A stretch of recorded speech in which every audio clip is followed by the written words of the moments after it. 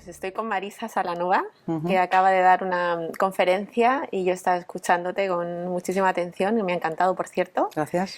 Y me estaba apuntando un montón de cosas para ir tirando del hilo y preguntarte luego, porque claro, dabas pinceladas y yo me quedaba pensando, bueno, y otras personas seguro, en que había profundizar un poco más o...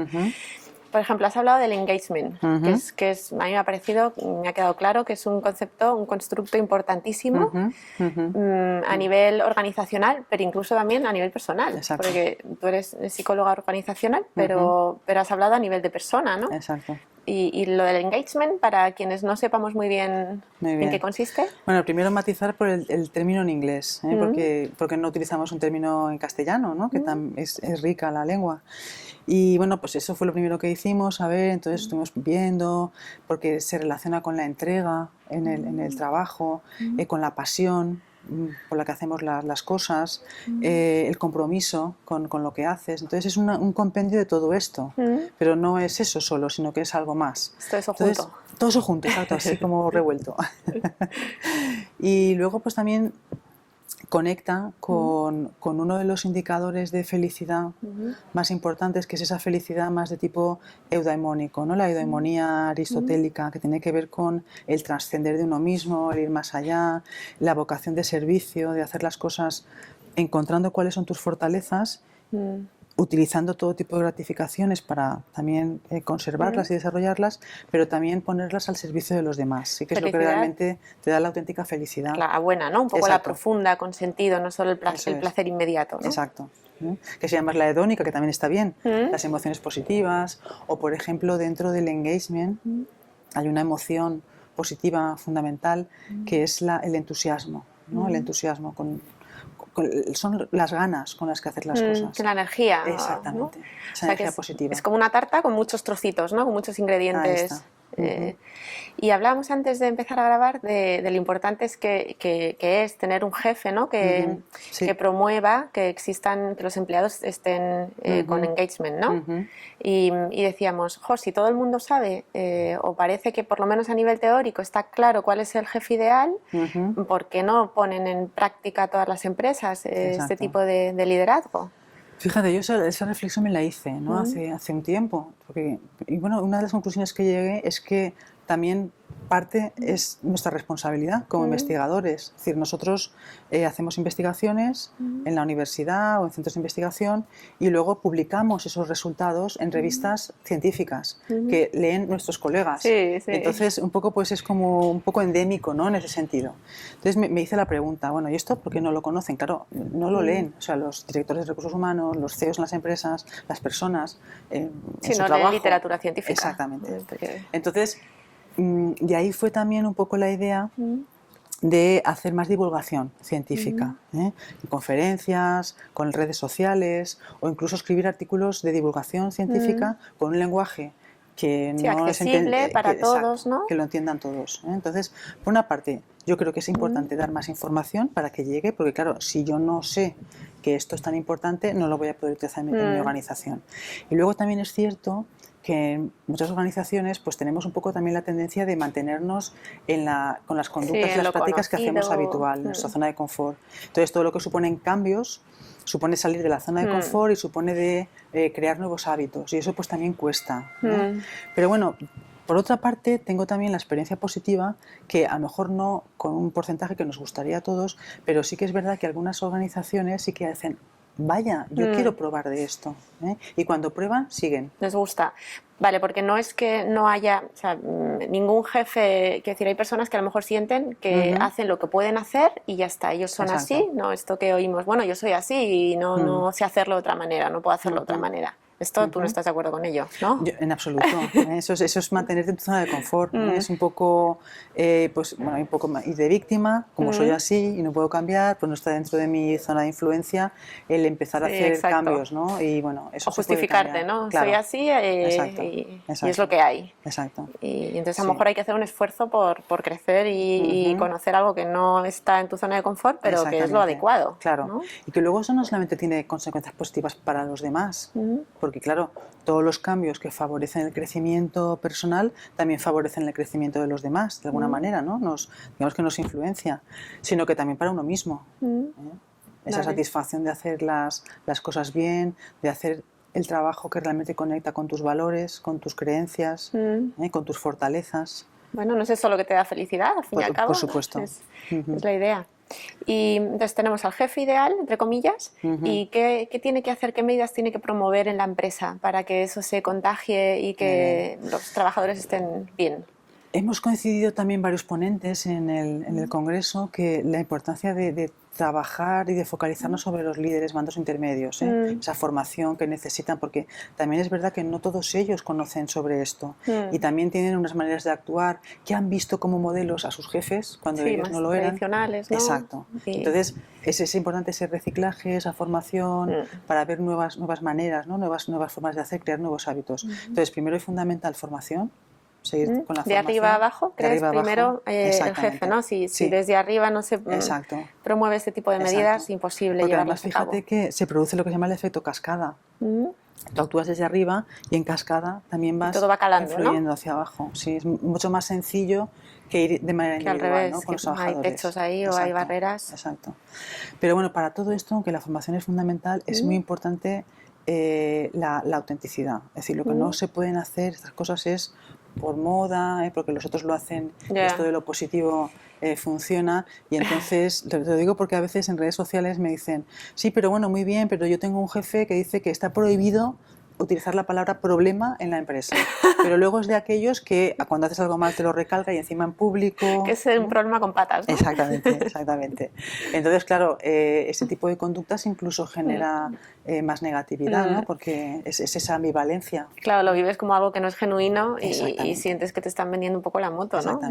Exactamente. Vale, o sea, que un jefe que esté formado, que sepa un poco el camino por donde tirar y ¿qué más cosas se puede hacer? Yo creo que en esa formación tiene que ver mucho la experiencia, realmente el probar, porque sí, te pueden decir que esto funciona bien, que esto es así, que está aprobado por la investigación y tal, pero es como cuando sale una píldora nueva que funciona bien para la jaqueca, hasta que uno no la prueba y dice, realmente... Sí, eso me vale a mí. De cabeza, sí. Qué bien, entonces me voy a comprar. es muy interesante el empezar a introducir pequeñas píldoras o pequeñas prácticas en las organizaciones. Poquito a poco. Porque, fíjate, todas las intervenciones en psicología positiva tienen la característica de ser pequeñas intervenciones que tienen grandes efectos. Y eso es muy interesante, porque podemos pensar, es que hay que cambiar todo el sistema de la organización. No. Claro, es simplemente el empezar a utilizar determinadas prácticas y empezar a generarla como rutina.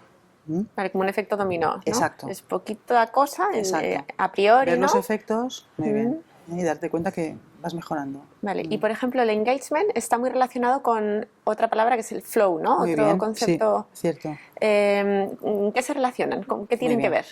En este constructo que decíamos de engagement hay como tres patas, ¿no? Tres dimensiones. Una es la energía. Cuando uno está engaged, una persona, cuando siente altos niveles de energía, tiene ganas de hacer cosas, tiene entusiasmo, se levanta por la mañana y quiere empezar ya a escribir ese libro, a ir a la oficina, a trabajar con sus clientes. ¿Vale? Qué bien, eso es lo ideal, eso es fantástico. Claro, esas ganas son lo que te mueve a poner todos los mecanismos para la acción. Luego también tenemos esas emociones positivas, ese orgullo por lo que uno hace, el sentido del trabajo, realmente el trabajo para algo en concreto, no solamente para ganar dinero, que también, pero bueno, no es lo fundamental, hay algo más. Y luego tenemos esa dimensión más cognitiva, que hablamos de absorción, esa sensación de que cuando estás haciendo una tarea que realmente estás disfrutando y te gusta lo que haces, el tiempo pasa volando, ¿no? Miras el reloj y dices, no puede ser que haya pasado una hora, porque sí, estás también tan a gusto, ¿no? Que se te pasa volando. Eso es flow, eso es cuando flow. Consigues llegar a un estado de flow. Exactamente. Y eso se puede lograr en el trabajo. Por supuesto. De hecho, hay Mihaly Csikszentmihalyi, que es un poco pues, el padre, ¿no? de este concepto de flow. Él empezó a estudiarlo y encontró rápidamente un efecto que llamó la paradoja del trabajo. Porque la gente piensa que esas experiencias, esas peak experiences, sus experiencias extremadamente disfrutadas, ocurren cuando uno está haciendo sus hobbies, o estando con su familia, o con sus amigos. Sí, que es lo lógico, ¿no? Pensar que consigas esto cuando estás haciendo algo que te encanta, una actividad que te apasiona. Exacto. Pero eso no piensa que eso en el trabajo no se va a dar, porque el trabajo tú vas de manera obligatoria, no te gusta. Recordemos que trabajo viene etimológicamente de tripalium, ¿no? Tripalium, viene del latín tripalium, que significaba, era un instrumento de tortura para los esclavos. Entonces, claro, tiene esas connotaciones. A algo positivo, ¿no? Exacto. Entonces, ¿qué hace? frente a esa hipótesis de decir, no, vamos a encontrar más experiencias de flow fuera del trabajo que dentro, hacer un estudio con trabajadores, no trabajadores, estudiantes, desempleados, y encuentran que donde más frecuencia de experiencias de flow ocurren es en el trabajo. Bueno, increíble. Es genial. Exactamente. Y es lo que deberían perseguir todas las empresas, ¿no? Exacto. El engagement de los empleados y los empleados que sientan ese estado de que el tiempo pasa volando porque están haciendo algo que les llena completamente. Y Marisa, igual te pongo en un aprieto, pero ¿qué nos puedes dejar a Sanitas? Porque como empresa que se dedica a la salud y no solo al bienestar físico, sino también la salud emocional, ¿no? Este concepto de salud general más allá de lo físico, porque decías antes, con medidas poco complejas, no demasiado sofisticadas, los efectos en las organizaciones, en los grupos, en las empresas, pueden ser maravillosos, ¿no? Entonces, ¿tú podrías resumirnos 3, 4 cositas que cualquiera que nos esté escuchando pueda implementar porque tenga un equipo a su cargo, porque simplemente con los compañeros, o sea, un líder que se esté replanteando un poco su forma de hacer su trabajo? Muy bien. ¿Qué les podrías decir a esas personas? Muy bien. Por lo que me has comentado voy a dividirlo en 2 partes, pero que tienen que ver con lo mismo. Primero, ¿qué puede hacer una persona como líder dentro de un grupo para, digamos, pues empezar a ver los efectos positivos, ¿no?, de todo esto? Y lo primero que tiene que hacer es pensar, es algo me has dicho muy básico. Poco, ¿no? Me has dicho muy básico. Y piensa. Sí, me has dicho básico y es básico. Reflexionar sobre cómo te gusta que te traten a ti las personas. Ese es un ejercicio estupendo, claro, efectivamente. Vale. Entonces, como me gusta que me traten a mí, voy a tratar a los demás. Entonces, con esos ejemplos, vale. Entonces, ¿qué puedo hacer para tratar así, como me gusta que me traten, a los demás? Es como un ejemplo que uno, si de verdad quiere y cree que puede, lo puede hacer. Algo muy básico, muy básico.